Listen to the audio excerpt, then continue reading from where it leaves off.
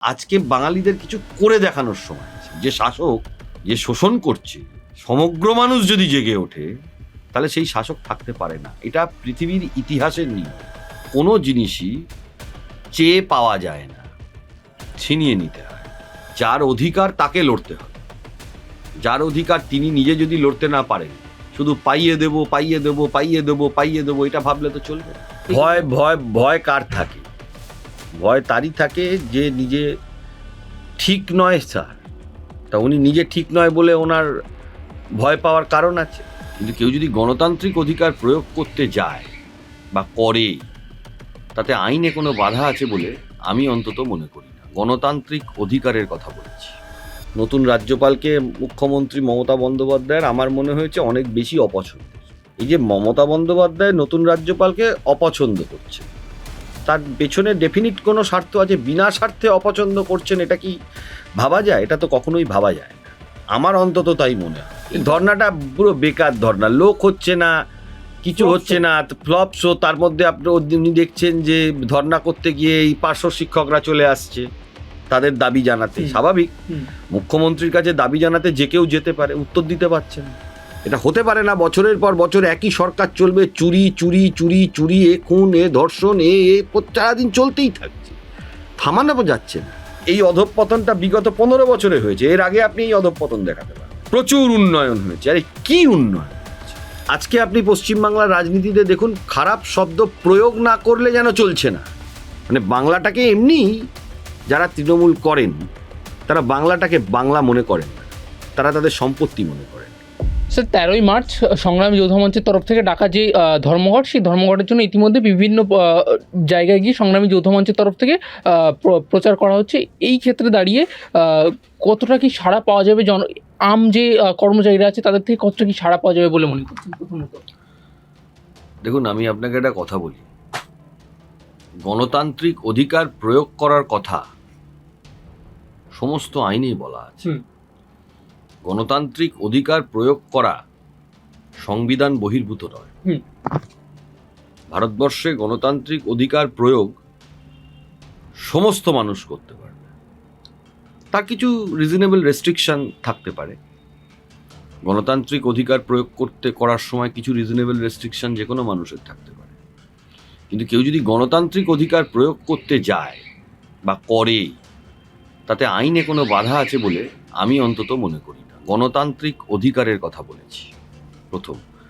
দ্বিতীয় কথা হলো কোনো জিনিসই চেয়ে পাওয়া যায় না, ছিনিয়ে নিতে হয়।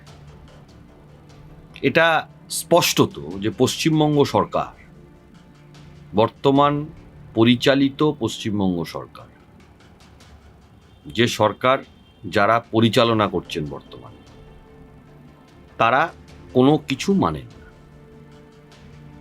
তাদেরকে মানানোর জন্য যে কাজটা, সেটা মানুষকেই করতে হবে। কারণ মানুষের দ্বারা নির্বাচিত একটি সরকার। আর নির্বাচন করায় কারা? সরকারি কর্মচারী। মানুষের দ্বারা পরিচালিত, মানুষের দ্বারা নির্বাচিত এই সরকার, মানুষের বাইরে নয়। এখন যার পেটে খিদে, সে যদি না খায়, অন্য কেউ খাওয়াতে পারবে না। আইনের দিক থেকে আইন জগতে, বিচার ব্যবস্থায় যে লড়াই, সে লড়াই তো হবে। সে লড়াইটা তো এই মোবাইলের টপ আপ ভরার মতন না, যে পয়সা দিলাম আর পেয়ে গেলাম, এটা নয়। আইন জগতে বিচার ব্যবস্থায় লড়াই হয়। সেই আইন জগতে বিচার ব্যবস্থার লড়াইয়ের অনেক দিক আছে। যেমন আমাদেরও অধিকার আছে সরকারের কাছে বিচার ব্যবস্থায় আবেদন করার, সেরকম সরকারেরও অধিকার আছে আবেদন করার। বিচার ব্যবস্থাকে সবসময়তেই, সে আপনি ম্যাজিস্ট্রেট কোর্ট থেকে সুপ্রিম কোর্ট বলুন, দুতরফা না শুনে কোনো বিচার ব্যবস্থা চলতে পারে না। এটা বিচার ব্যবস্থারই সিস্টেম, এটা মানুষকে বুঝতে হবে। বিচার ব্যবস্থার একটা লড়াই হয়েছে, কিন্তু মানুষের লড়াইটা মানুষকে করতে হবে। মানুষের লড়াইটা অন্য কেউ করতে পারবে না। যার অধিকার তাকে লড়তে হবে। যার অধিকার তিনি নিজে যদি লড়তে না পারেন, শুধু পাইয়ে দেবো পাইয়ে দেবো পাইয়ে দেবো পাইয়ে দেবো, এটা ভাবলে তো চলবে না। নিজের অধিকার এখন যারা পশ্চিমবাংলার কর্মচারীরা রয়েছেন, তারা এটা বুঝে গেছেন এটা তাদের অধিকার, প্রতিষ্ঠিত অধিকার। এবার লড়াইটা নিজেদের দিতে হবে। এ লড়াই অন্য কেউ দিতে পারবে না, কোনো রাজনৈতিক দলও পারবে না, কোনো ব্যক্তিও পারবে না। বরং রাজনৈতিক রং লেগে গেলে লড়াইটা মুশকিল হতে পারে বলে মনে করেন? দেখুন, রাজনীতিকে কি করবে সেটা তো তার ব্যক্তিগত ব্যাপার। রাজনীতিকে কি করবে তার তো ব্যক্তিগত ব্যাপার। রাজনৈতিক রং কে লাগাবে সেটা তার ব্যক্তিগত ব্যাপার। কিন্তু আজকে ডিএটা যে আটকে রেখেছে, এটা রাজনীতি করেই আটকে রাখা হয়েছে, রাজনীতির ঊর্ধ্বে নয়। যিনি রাজনীতি করেন, যিনি রাজনৈতিক রং লাগিয়ে রাজনীতি করেন, সেটাও যেমন একটা রাজনীতি। যিনি রাজনৈতিক রং লাগাননি, তথাকথিত নির্বাচনী প্রক্রিয়ার মধ্যে ধরুন কেউ অংশগ্রহণ করছেন না, সেটাও তো একটা রাজনীতি। এখন তো ভোটে নোটা জিনিসটা সুপ্রিম কোর্টের অর্ডারের পর চলে এসেছে। সব ক্যান্ডিডেট অপছন্দ, মানুষের তো আছে, নেই তা নয়। ভোট কম পায় সেটা আলাদা কথা, দেওয়া উচিত কি উচিত না সেই বিষয়ে মন্তব্য করব না। যার যার ইন্ডিভিজুয়াল থিঙ্কিং, তারা সেই চিন্তা ভাবনা করবে। কিন্তু বিষয়টা হচ্ছিল মানুষকে মানুষের লড়াইটাই করতে হবে। ভারত স্বাধীন হয়েছে এমনি এমনি না, মানুষকে লড়াই করে স্বাধীনতা পেতে হয়েছে। এই যে ঘুমিয়েছিল বলে 200 বছর সময় লেগেছে, ঘুমিয়ে না থাকলে ওটা আরো কম সময় লাগতো। এটা বাস্তব কথা। বড় বড় ঋষি, মুনি ঋষি, বিপ্লবীরা লড়াই করেছেন। সমগ্র মানুষ যখন জেগে উঠেছে, তখন কিন্তু ভারতবর্ষে ব্রিটিশরা থাকতে পারেনি। ব্রিটিশ না, এটা সারা পৃথিবীর নিয়ম। যে শাসক যে শোষণ করছে, সমগ্র মানুষ যদি জেগে ওঠে, তাহলে সেই শাসক থাকতে পারে না। এটা পৃথিবীর ইতিহাসের নিয়ম। তাই মানুষকে জেগে উঠতে হবে কোনো কাজ করার জন্য, যে কোনো কিছু আদায় করতে গেলে। এই যে আজকে বেকার যারা, তাদেরকে লড়াইয়ে নামতে হবে। এই যারা এসএলএসটি চাকরি প্রার্থী যারা পাচ্ছেন না, তাদেরকে লড়াইয়ে নামতে হবে। লড়াইটা না দিতে পারলে কেউ কিচ্ছু করতে পারবে না। এবং লড়াইটা বাড়িতে ঘুমিয়ে ঘুমিয়ে ঘুমিয়ে ঘুমিয়ে লড়াই হয় না, ভেবে ভেবে ভেবে ভেবে লড়াই হয় না, হিসাব করে করে আমরা পেয়ে গেলাম, সেটাতে হয় না। যারা পেনশনজীবী রয়েছেন তারাও তো এই লড়াইয়ের একটা বড় অংশ, তাদেরও মাঠে ময়দানে দেখতে চান আপনি? দেখুন, আমি আবারও কথা বলছি, আমি দেখতে চাই কি না চাই সেটা বিষয়টা তা নয়। বিষয়টা হলো যে মানুষ লড়তে জানে, যে মানুষ লড়তে পারে, সে তার লড়াই করে নিজের অধিকারটা প্রতিষ্ঠা করে আনতে পারবে। বাঙালিরা লড়তে ভুলে গেছে, এটা অস্বীকার করার জায়গা। ভুলে গেছে না ভুলিয়ে দেওয়া হয়েছে? ভুলে গেছে বলুন, ভুলিয়ে দেওয়া হয়েছে বলুন, আজকে বাঙালিদের কিছু করে দেখানোর সময় এসেছে। এটা চলতে পারে বলুন তো? দিনের পর দিন, বছরের পর বছর, মাসের পর মাস সাদা খাতায় চাকরি হয়ে যাবে, ব্যাকডোর অ্যাপয়েন্টমেন্ট হয়ে যাবে। 6 লক্ষ শূন্য পদ আজকে আছে পশ্চিমবঙ্গ সরকারে, নিয়োগ নাই। বিভিন্ন ডিপার্টমেন্টে যান, কিছু সরকারি কর্মচারীদের মানে সে গাধার খাটনি খাটতে হয়, এই শব্দ যদি আমি প্রয়োগ করি। আর ভ্যাকেন্সি আছে, নিয়োগ নাই। বাংলার বেকার যুবক যুবতীরা পশ্চিমবাংলায় কাজ পান না, তাদেরকে ভাতা পেতে হয়। এর থেকে দুঃখের জিনিস কিছু আছে? ভাতার দরকার নেই, আমি এই কথা বলছি না। তাদের হাতে কাজ নেই। পশ্চিমবাংলায় লাস্ট 15-16 বছরে বড় কোনো ইনভেস্টমেন্ট নেই। উইপ্রো, ইনফোসিস যা ছিল আগের জমানায় এসেছিল, এই জমানায় লাস্ট 16 বছরে একটা আপনি বড় কোম্পানি, বড় ইনভেস্টমেন্ট, আপনি আরজি কর, এসএসকেএম, এনআরএস এর মতন একটা নতুন কোনো বড় হসপিটাল আপনি পশ্চিমবাংলায় দেখাতে পারবেন না, একমাত্র কল্যাণী এমসটা ছাড়া। তাও সেই নিয়ে মানে অনেক টাল বাহানা হয়ে হয়ে হয়ে হয়ে জমি দেব না, এই দেব না, সেই দেব না। এই যে রাজনৈতিক কৃতিত্ব নেওয়ার যে বিষয়টা, যে আমি করেছি, আমি, এটা পশ্চিমবাংলার ক্ষতি হয়েছে। স্যার, আরেকটা একদমই অন্য বিষয়, রাজ্যপাল সিবি আনন্দ বোস, প্রাক্তন রাজ্যপাল বলা চলে, তার সঙ্গে মমতা বন্দ্যোপাধ্যায় আমরা একসময় দেখেছিলাম আদায় কচকলার সম্পর্ক। তিনি এমনও বলেছিলেন যে তার ঘরে যাবেন না, তিনি দেখা করতে পারলে রাস্তায় দেখা করবেন। কিন্তু গত দুদিন ধরে দেখছি মমতা বন্দ্যোপাধ্যায়ের সঙ্গে খুব ভালো সম্পর্ক, হঠাৎই 180 ডিগ্রি চেঞ্জের কারণ কি বলে মনে করছেন? নতুন রাজ্যপাল আসছেন, ওনার হয়তো সেটা বেশি অপছন্দের, সেই জন্য তিনি বলছেন। নতুন রাজ্যপালকে মুখ্যমন্ত্রী মমতা বন্দ্যোপাধ্যায়ের আমার মনে হয়েছে অনেক বেশি অপছন্দের ওনার কাছে, আমার দেখে যা মনে হয়েছে। ভেতরে কি আছে সেটা বলতে পারবো না, সেই জন্য তিনি এখন এরম কথা বলছেন। অনেকে বলছেন নতুন রাজ্যপালকে যে আসছেন তাকে দেখে মমতা বন্দ্যোপাধ্যায় ভয় পাচ্ছেন। সেটাই তো আমি বলছি, যে নতুন রাজ্যপালকে ওনার পছন্দ হয়, ওনার অপছন্দের। অপছন্দ কেন হবে একটা লোককে? একটা লোক আরেকটা লোককে কেন অপছন্দ করবে? রাজনীতিতে বলে না, যেমন কি বাস্তব জীবনেও একটা লোক আরেকটা লোককে অপছন্দ করার কোনো বিনা কারণে কেউ কাউকে, আমি আমার প্র্যাকটিস জীবন দিয়েও দেখেছি, বিনা কারণে কেউ কাউকে অপছন্দ করবে এটা হতে পারে না। নয় তার রাজনৈতিক স্বার্থ আছে, নয় তার কোনো প্রফেশনাল স্বার্থ আছে বা কোনো স্বার্থ আছে। এই যে মমতা বন্দ্যোপাধ্যায় নতুন রাজ্যপালকে অপছন্দ করছেন, তার পেছনে ডেফিনিট কোনো স্বার্থ আছে। বিনা স্বার্থে অপছন্দ করছেন, এটা কি ভাবা যায়? এটা তো কখনোই ভাবা যায় না, আমার অন্তত তাই মনে হয়। মমতা বন্দ্যোপাধ্যায় আরেকটি মন্তব্য করেছেন তার এই ধর্ণা তুলে নেওয়ার সময়, যে কিছুটা হলেও বিচার পাওয়া গেছে এসআইআর ক্ষেত্রে। হঠাৎ করে তিনি এই ধর্ণা তুলে নিলেন। এই ধর্নাটা পুরো বেকার ধর্না, লোক হচ্ছে না, কিছু হচ্ছে না, ফ্লপ শো। তার মধ্যে আপনি দেখছেন যে ধর্না করতে গিয়ে এই পার্শ্ব শিক্ষকরা চলে আসছে তাদের দাবি জানাতে। স্বাভাবিক, মুখ্যমন্ত্রীর কাছে দাবি জানাতে যে কেউ যেতে পারে, উত্তর দিতে পারছেন না। এরপরে যদি আরো কোনো মঞ্চ যদি ওনার কাছে চলে যায়, হ্যাঁ, সেই জন্য সেই সব চিন্তা ভাবনা করে তিনি ধর্নার থেকে পিছিয়ে গেছে। আমরা দেখলাম যখন মমতা বন্দ্যোপাধ্যায় ধর্ণা ছিলেন, সংগ্রামী যৌথ মঞ্চকে বলা চলে একেবারে পুলিশের বজ্র অটমিতে মুড়ে রাখা হয়েছিল। শহীদ মিনারে এমনকি সাধারণ মানুষ গেলে তাকে চেক করে ঢোকানো হচ্ছিল। একটা ভয় তো কাজ করছে মমতা বন্দ্যোপাধ্যায়।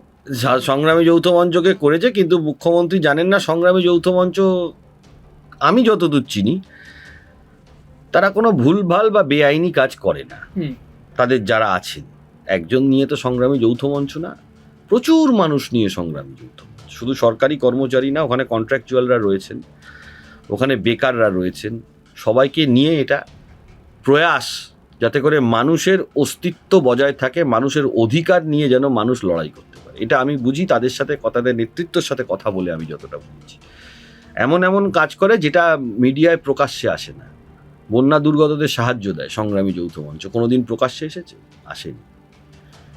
সংগ্রামী যৌথ মঞ্চের এরকম অনেক নেতৃত্ব রয়েছেন যারা, আমি নাম বলছি না, ইচ্ছে করেই নামটা আমি বলছি না, তারা অনেক গরিব মানুষকে সাহায্য করেন। কিভাবে সাহায্য করেন সেটা আমি জানি, শুনেছি, সত্যিই করেন, অনেক বড় বড় কাজ করেন তারা সমাজের। সরকার কি একটা ভয় পাচ্ছিল সংগ্রাম যৌথ মঞ্চের তরফ থেকে মমতা বন্দ্যোপাধ্যায়ের ওই সোকল ধর্নার ওখানে কিছু করা হতে পারে? ভয় ভয় ভয় কার থাকে? ভয় তারই থাকে যে নিজে ঠিক নয় স্যার। তা উনি নিজে ঠিক নয় বলে ওনার ভয় পাওয়ার কারণ আছে। আজকে পার্শ্ব শিক্ষকরা এসেছে, আরও কিছু মঞ্চ আসতে পারে। আমি সংগ্রামী যৌথ মঞ্চের কথা বলছি না, আরও কিছু মানুষ তাদের দাবি দাওয়া নিয়ে মুখ্যমন্ত্রীর কাছে যেতে পারে। আজকে কেউ যদি কোনো দাবি নিয়ে মুখ্যমন্ত্রীর সঙ্গে দেখা করতে যায়, টাইম পায়?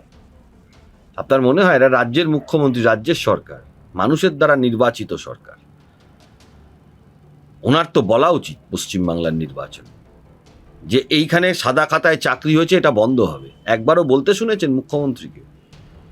বলতে শুনবেন না, কারণ তিনি এটা আরো বেশি করে অনুপ্রেরণা জুগিয়ে যাচ্ছেন। তার তো বলা উচিত ছিল। তারই সরকারের সময় হয়েছে, এর আগে তো এটা পশ্চিমবাংলাতে দেখা যায়নি। ওনার সরকারের সময় ডিএর ফারাক বাড়তে বাড়তে 40, 50, 60% ফারাক হয়ে গেছে। উনি বলছেন টাকা নেই, সকাল থেকে রাত পর্যন্ত বলে যাচ্ছেন টাকা নেই, টাকা নেই, টাকা নেই। টাকাগুলো যাচ্ছে কোথায়? তার হিসাবটা আপনি পাবলিকের কাছে তুলে ধরুন দেখি। ক্লাবগুলোকে কেন টাকা দিচ্ছেন? ভোট কেনার জন্য। ক্লাবগুলোকে কেন টাকা দিচ্ছেন? ভোট কেনার জন্য। এটা প্রশ্নটার উত্তর দেওয়া উচিত। মুখ্যমন্ত্রী ওনার যেটা মনে হবে উনি সেটা বলবেন, ওনার যেটা মনে হবে না উনি সেটা বলবেন না। এটা কি করে সম্ভব? অর্ধেক কথার উত্তর দেবেন, অর্ধেক কথার উত্তর দেবেন না। এটা পশ্চিমবাংলায় চলতে পারে না। কলকাতাকে এককালে বলা হতো কালচারাল ক্যাপিটাল। বড় বড় ঋষি মুনিষী আন্তর্জাতিক স্তরে তারা পশ্চিমবাংলায়, কলকাতায় জন্ম নিয়েছিলেন। আজকে কলকাতার কি অবস্থা বলুন তো? ইউনিভার্সিটি, সরকারি ইউনিভার্সিটিগুলো ধুঁকছে, সরকারি হসপিটালগুলো ধ্বংস হয়ে গেছে, নেই। আপনার আমার বাড়ির পরিবারের কোনো লোক অসুস্থ হলে ওই সরকারি হসপিটালে কেউ নিয়ে যাবে না। এমনকি যারা সরকার পরিচালনা করছেন, যে রাজনৈতিক দল, তাদের পরিবারের লোকও সরকারি হসপিটালে ট্রিটমেন্ট করাতে যায় না। যেগুলো স্ট্যান্ডার্ড লোক, যেগুলোর হাতে পয়সা নেই, তারা যায়।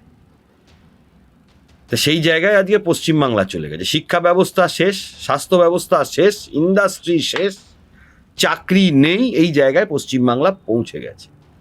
এমনই অবস্থা এসে দাঁড়িয়েছে যে মানুষকে এখন ভাতা দিতে হচ্ছে, এই জায়গায় দাঁড়িয়ে গেছে। মানুষের ভাতার প্রয়োজন নেই একথা আমি বলছি না, কিন্তু এই জায়গায় এসে দাঁড়িয়েছে। এই জায়গায় নিয়ে আসার কারণটা কি করে হলো?